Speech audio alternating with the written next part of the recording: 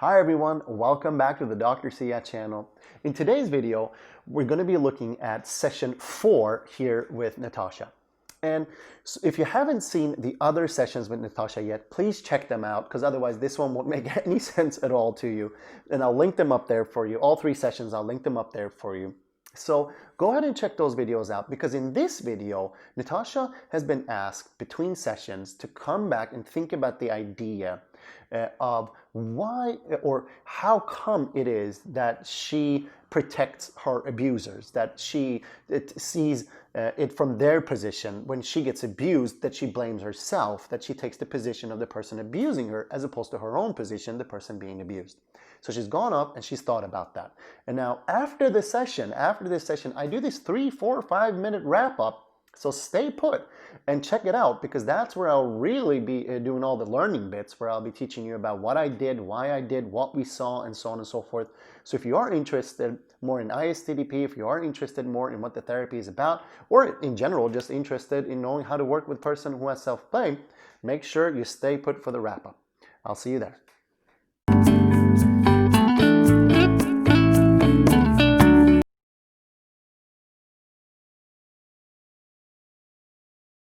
Natasha, where would you like to start today?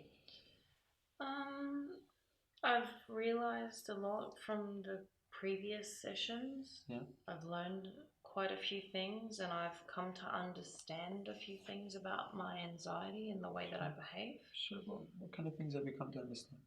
Well, that it's not just anxiety that I feel, it's this anger inside of me that comes out. Yeah, that's right. And what have you come to realize about this anger? That no matter how angry I get, I still feel the need to protect somebody who's abusive for some reason that I can't wrap my head around. Yeah, that you protect your husband even though he's abusive towards you. Yes. That's right. And even though I get angry and I get anxious, that's right. I still protect him anyway. That's right. Well, where do you think this might originate from, this pattern of protecting an abusive another person in your life? I don't know, I just... You say you don't know, and you said that quite quickly there, Natasha, but if you think about it, because I don't know either, so I'm just wondering if you really think about it, where do you think it might come from? My dad was abusive when I was, not to me, never to me. He could get violent towards my mum. Okay. Quite violent. And when I was younger, I just knew that as long as I kept out of the way and kept everything straight and tidy, then he'd leave us alone. He'd leave her alone. Are you sort of describing that in a way, as long as you behaved in a particular way, your father wouldn't be violent towards your mother? Correct. That's pretty much the gist of it all. If I was good and I was responsible, then my mum would be okay. And I noticed that as you say that, there are some feelings there for you. Yes, there is some feelings there for me because it was. What's happening within you right now, Natasha? I guess I'm starting, like I can feel the anxiety building up, but it's like I understand the feeling now. Like I get it. I know what it is. And what feeling do you think it is that's setting off your anxiety right now as you look at this? Just reliving and realizing these things and remembering things that I tried to forget about. And as we look at that little girl who's trying to protect her mom by disappearing and by making sure that she never does anything to set her father off, what do you notice happening within you? What feeling do you notice? It's hard to explain. It's like Mhm. How do you feel for that little girl? Sad and Mm. How do you notice that sadness within you? pissed off. Oh, and angry as well. Sad and pissed off. Yeah. And in the sadness, how do you feel that? I feel sad for that just child. Yeah. It's just a child who Yeah. takes on this responsibility because of. And that's you, yeah? That's you having taken on this responsibility. That child is you. Yeah. Yeah.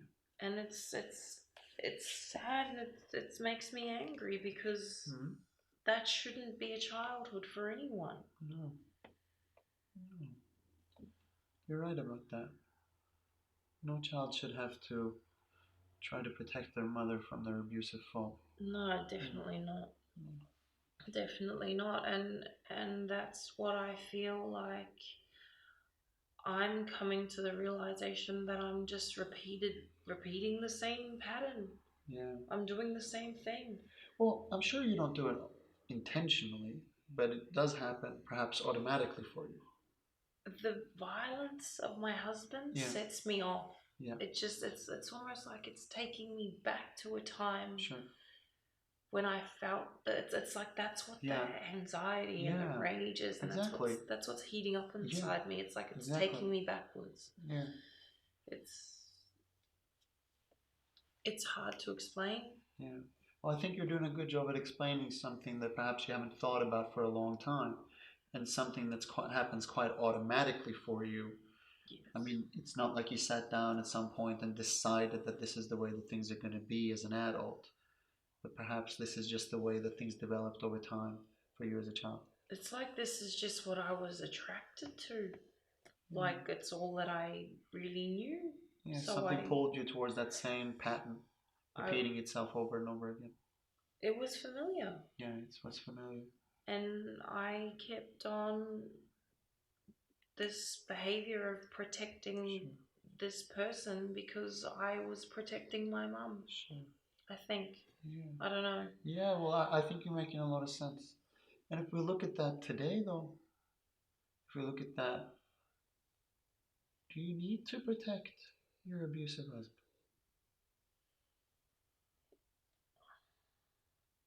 There are some times when things are my fault. Yeah. But I don't think I need to protect him. Right. I don't think he deserves protecting for what he's been doing.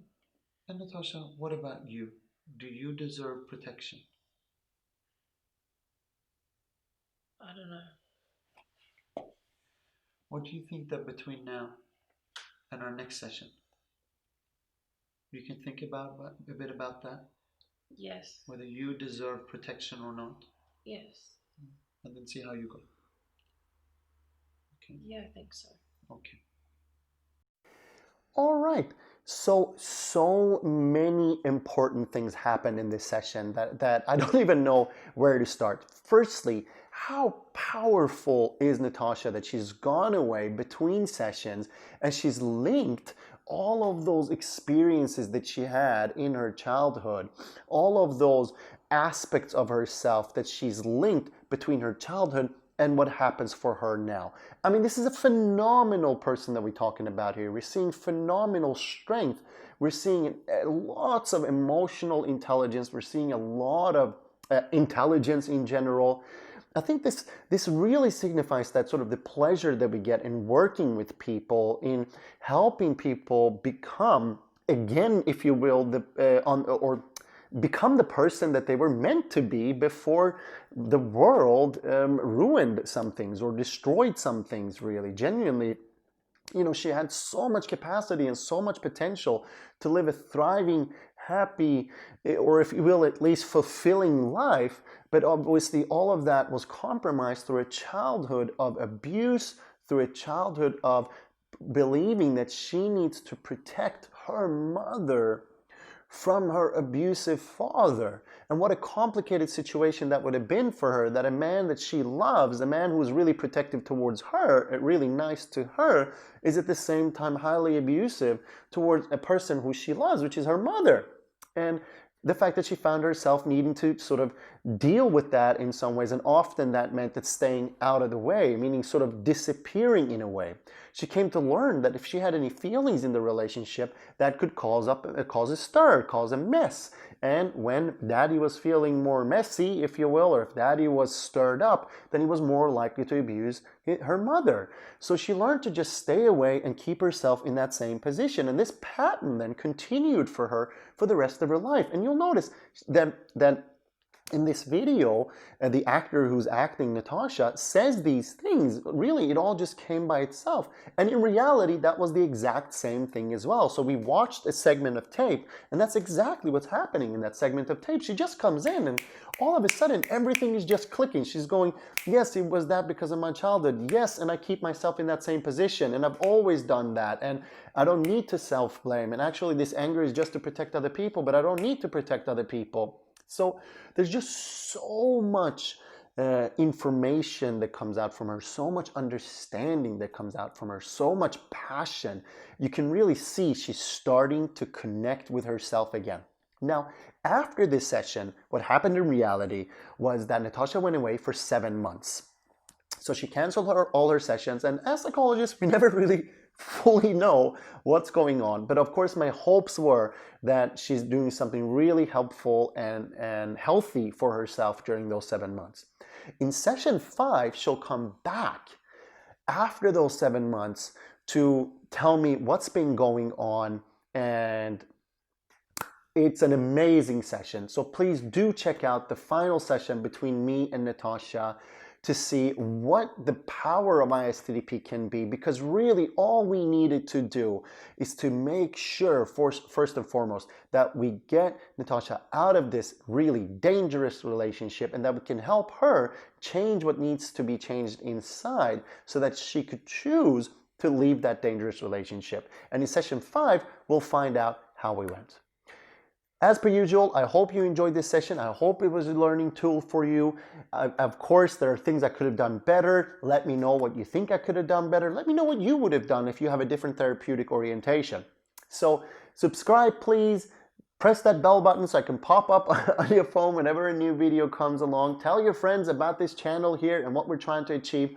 Also, if you haven't checked me out on Insta, make sure you check me out on Instagram as well at Dr. Sia, where I post a lot about these kind of things.